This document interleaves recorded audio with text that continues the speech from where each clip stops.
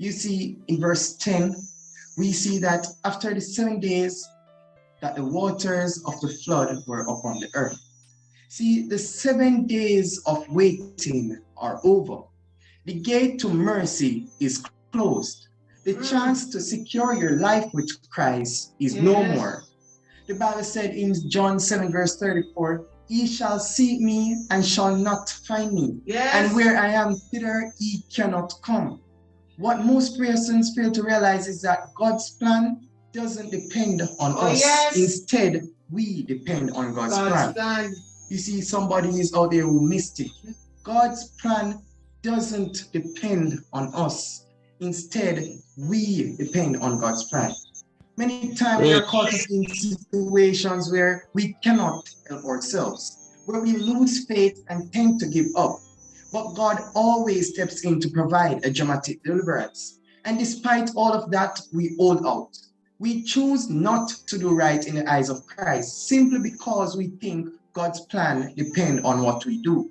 Well, I am here to tell somebody that God's thoughts are his thoughts, neither are his ways our ways. And just as how the heavens are higher than the earth, so are his thoughts and ways higher than ours. You see, God doesn't depend on us. Yes, he will go the extreme to try and save you, but if you refuse, he will simply say, enough is enough.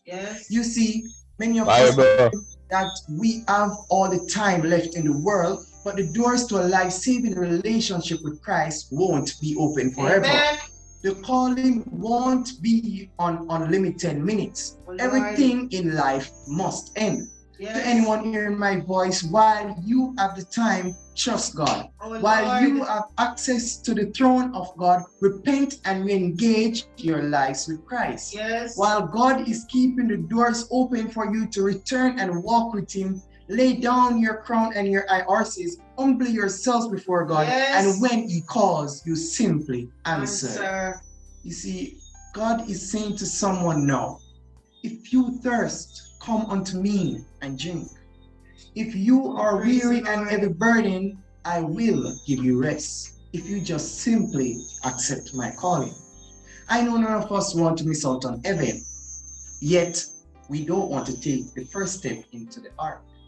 We want God to keep on calling, yet we don't want to answer. You see, just as how you stop calling somebody if they keep ignoring their calls, is the same way the time will come when God stops calling. God calling will cease.